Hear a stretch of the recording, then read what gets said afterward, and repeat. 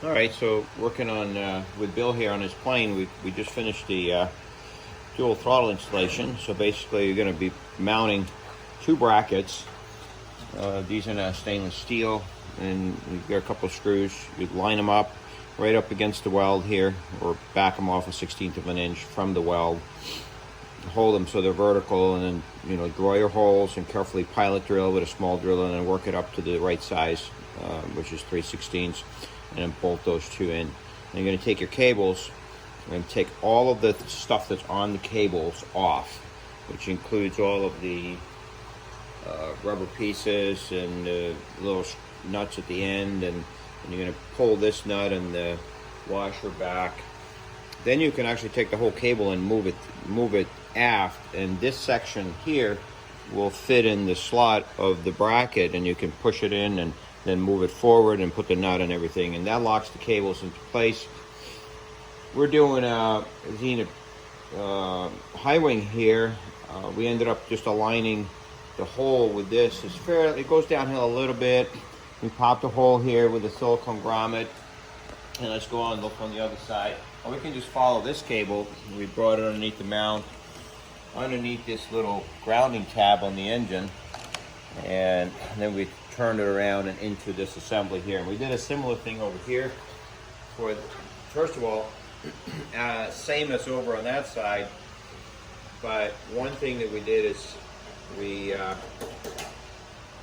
took the friction lock out, and we removed the little Teflon piece here, so that your passenger that wants to fly the plane can't lock up the throttle on you. So now there's no lock over here, and you do your friction setting on the pilot side only.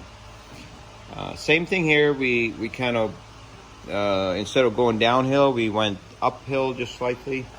We popped right through here, and we were able to get it like in between these two brackets here.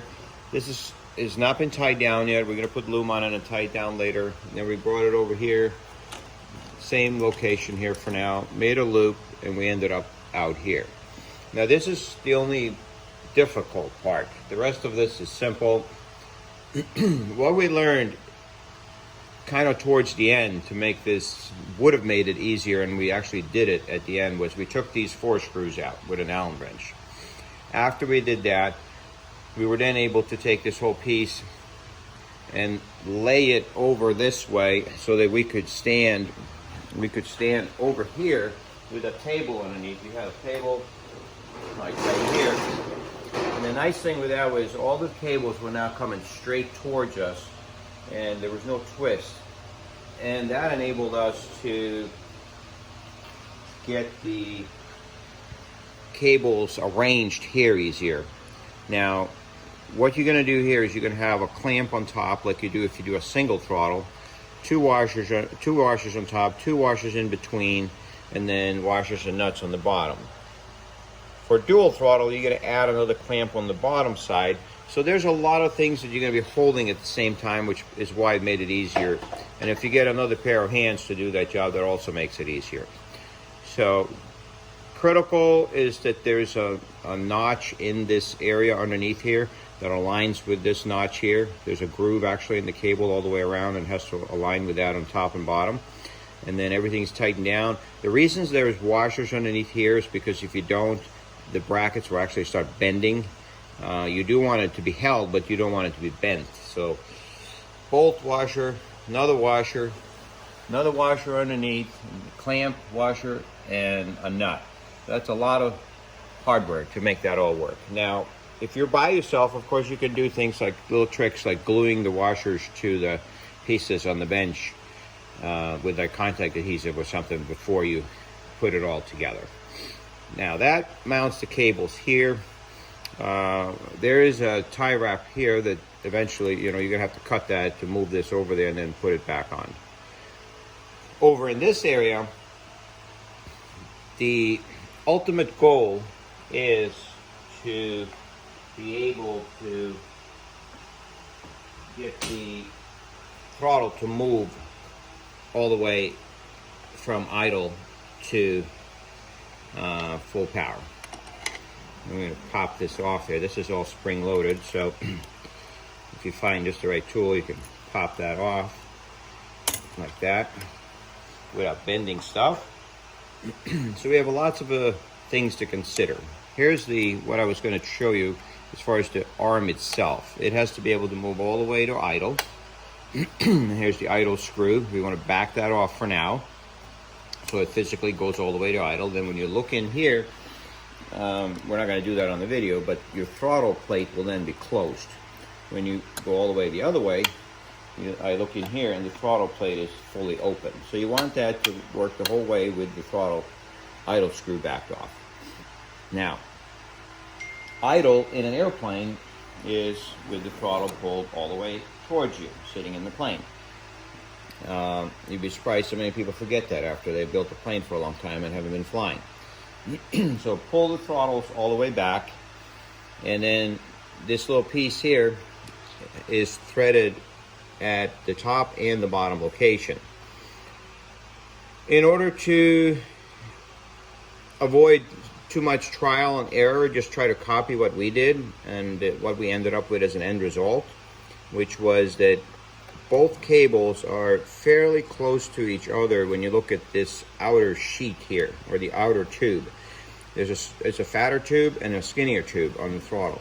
If you can get this one and this one at about the same location, which of course you will when you set this up here, but then when you push this back, you see that we only have about 3/16 of threads on the bottom one and none on the top. And then we have about 1/8 of an inch gap here. Then we have the jam nut, and then this piece. So you want this one and this one fairly similar to length. They can in fact be similar. This could be all the way in, but then you have to be careful that this part, the excess threads, does not start hitting this part here, because once this is in here and this moves, you want to make sure that this doesn't hit any part of that. But the final layout is going to be, they're both going to be screwed in almost all the way, or all the way. But then just be careful that these threads doesn't hit something. Now, when this is pushed all the way in, meaning you just pulled in the cockpit the throttle all the way to idle, you're going to line this up with this, and you want to make sure that if that had been hooked up, you would have had enough travel here to pull it all the way back. Meaning I'm there now because I have to pull this back this way just a little bit in order to snap that on, which means when I move the throttle all the way to idle, I actually have just a tiny bit more that I could have pulled it, and that tells me that I have enough travel. Now when I move the other way, I look at the throttle plate in here, and I can see that it is wide open. Now it's all the way closed, and now it's all the way open. And that's what I want to do. Now as far as safetying and all this, the blue Loctite that's down inside here, there will still be some remnants of that, so you don't have to add any additional Loctite when you put this back on. Just be very careful that you don't cross thread these when you put them back on. This piece, you have to hold this, unfortunately, with a pair of vice grips. You could put a little tape on there and put a vice grip on it, and then you put a little blue Loctite on this nut here, back it off, and then you turn them against each other to lock them. Make sure that this is not severely twisted this way or this way when you pop it on, that it's somewhat lined up this way with the ball that it gets popped onto. And support this arm when you put it together so you don't bend anything of this. This is probably the most fragile part, this exact arm here, because it could bend, and you don't want that. And then you put another drop of Loctite on this jam nut here. You hold this piece with a wrench or a pair of pliers, and then you tighten that jam nut right there. And that's it. You've got dual throttles. One thing I would like to add to that, though, is this is very abrasive, this kind of throttle cable sheeting. And if it was laying on something, it wouldn't take long before it would start cutting into the plastic. And so we're going to take the high temperature split loom, and we're going to cover all these cables, and then obviously we're going to tie them down with A-dowel clamps so that they all look nice. And then don't forget to add the tie wrap back over here.